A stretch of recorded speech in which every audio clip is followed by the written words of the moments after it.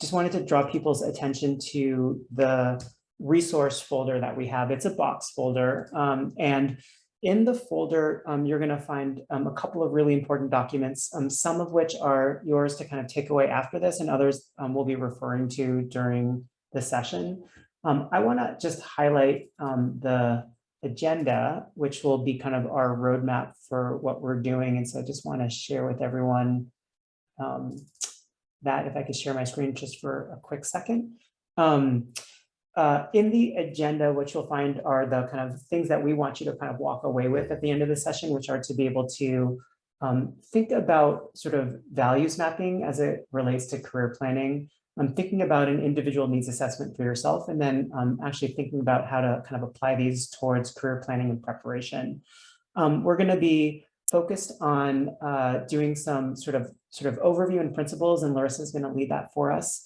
We're going to be talking about values mapping through an actual exercise that will be both kind of individual work and then sharing with each other. And then we'll kind of come back as a large group. And feel free, as you kind of access this is a Word document in the folder. Feel free to just kind of jot down things as kind of ideas, concepts come up. We know that often you kind of sit in these sessions and it can be really useful, but sometimes sort of making a commitment to yourself to say like, this got me thinking to do this as a next step. Feel free to just write that down, because we know that writing it down actually makes you more accountable for actually following through with it. Even though it seems like a silly exercise, it actually can be a very powerful one. So just wanted to highlight the agenda, the objectives, and then the kind of space for reflection if you feel like you want to use it. And with that, I'll turn it over to Larissa to kick us off with some wisdom. Thanks. Well, I feel like I'm constantly still navigating my career, so I will give that disclaimer at the beginning. So I'm going to share some information from the literature, but also just some reassurance that we are in an environment where we're taught to present ourselves in a way that appears fully formed from the get-go, and there are many ways to reshape your career as you move along, and you're never stuck. And so I think that that's an important piece of it. So when you feel stuck, it's helpful to have some tools to fall back on and revisit values. And that's what this is really about. So I'm going to just go through very briefly a few resources that can be helpful. And everybody feel free to do what you need to do. So Eric already went over the objectives in the agenda. Okay. So I just want you to think about your own timeline for where you have gone up to this point. So some of you have done other things along your journey, but I am guessing for most of you, your journey up to this point has been marked by pretty much a linear path with some little deviations that basically involved education. And as you can see, there really aren't a lot. There are some deviations you can take off of these paths a little bit, but ultimately, if you are getting to the point of residency or fellowship, you have done all of these steps somewhat sequentially. And like, what does this path look like? It really doesn't reward thinking outside the box. It literally boxes you into certain pathways. It doesn't reward being deliberative and waiting till a good opportunity arises. It doesn't reward kind of sitting with something and finding your guiding path. And it doesn't reward, honestly, valuing yourself and what you have to bring to the table. So really at this point in your career is a lot of times where you have the first opportunity to really say, actually, now it's my turn to drive my own career. Because up to this point, for many people, your career has been driven by next step, next step, next step. And there's only one or two steps deviation that you can take from that. But that often means that when you get to this place, you sort of feel like you're in scream emoji land.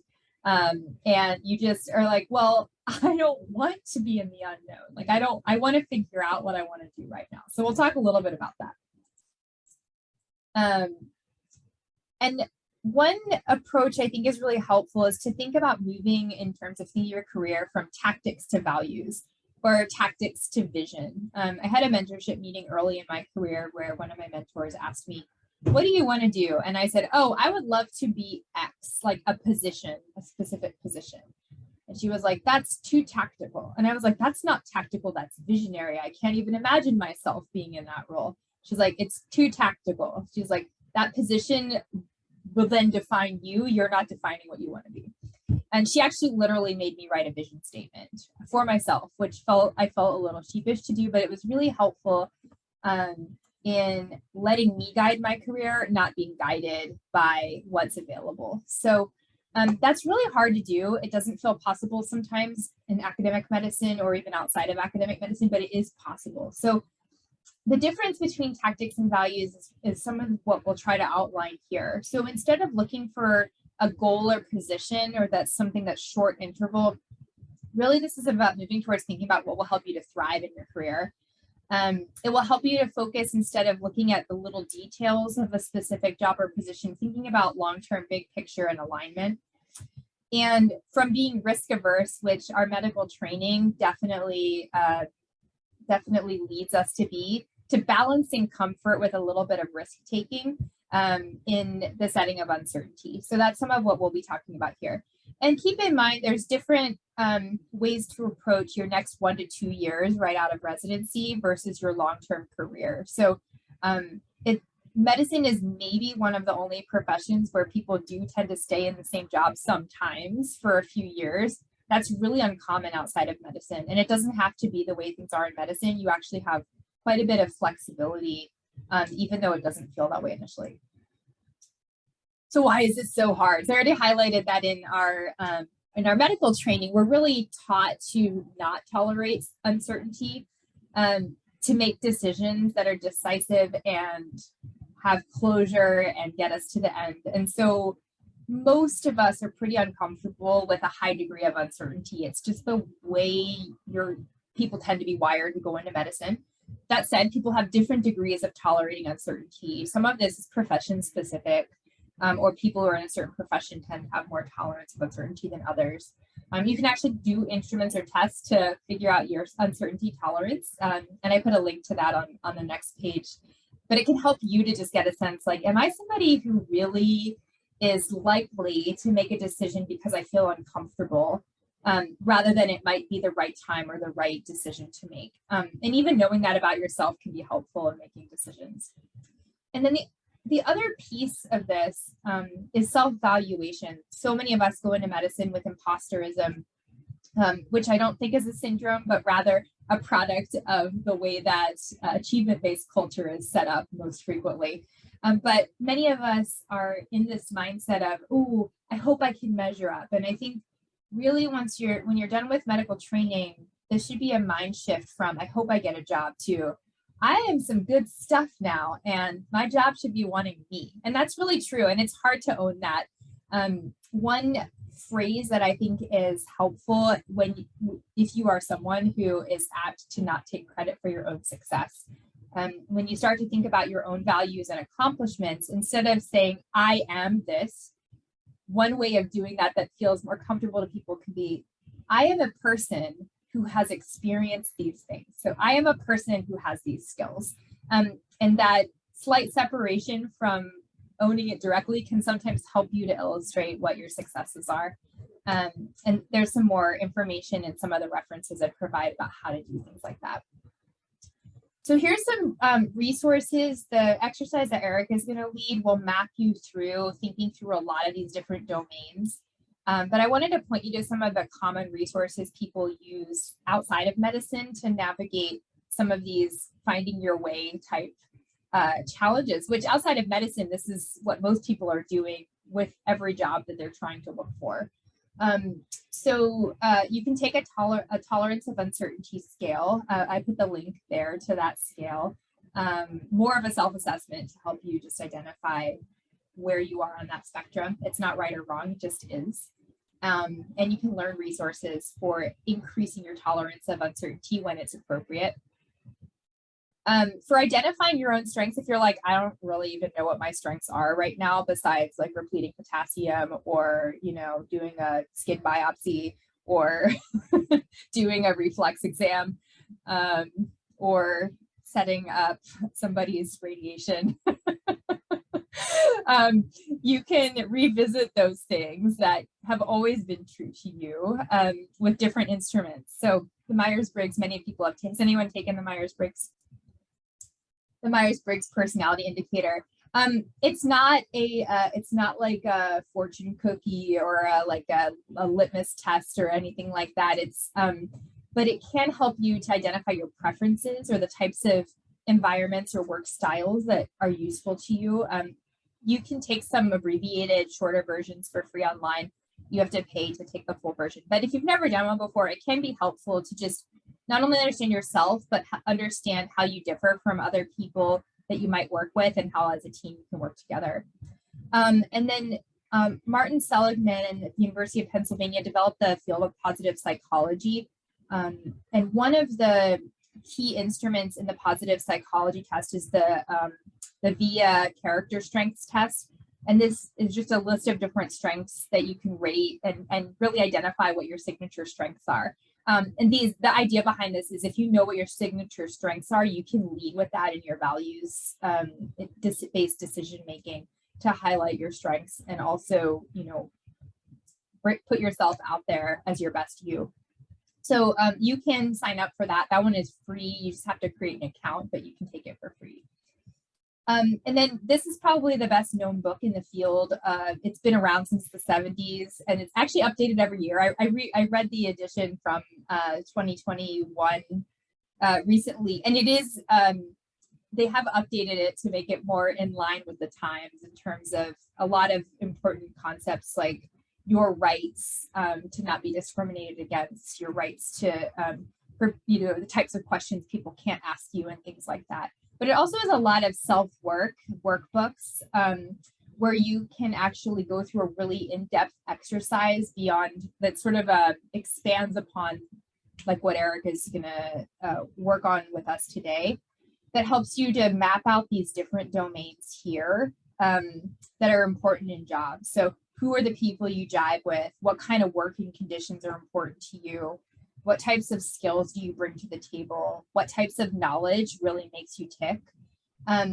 Responsibility and salary. This one was one that I was reflecting on really a lot recently. And it's the idea that although we're all kind of trained to be leaders, there are different levels of leadership that are your ultimate end goal. So not everyone wants to be the CEO, the CMO, the dean, and that's okay. That isn't right or wrong. Actually, a lot of people prefer team-based work and prefer to be implementers of plans and things like that. So it actually helps you identify what's the right fit for you, because the argument here is like although your salary might go up with increasing responsibility, there are other gives and takes that might not make that the right fit for you when you take on increasing responsibility. So these are all helpful tools that can help you beyond, if this jives your interest today, this can help you figure out a little bit more what your next steps might be.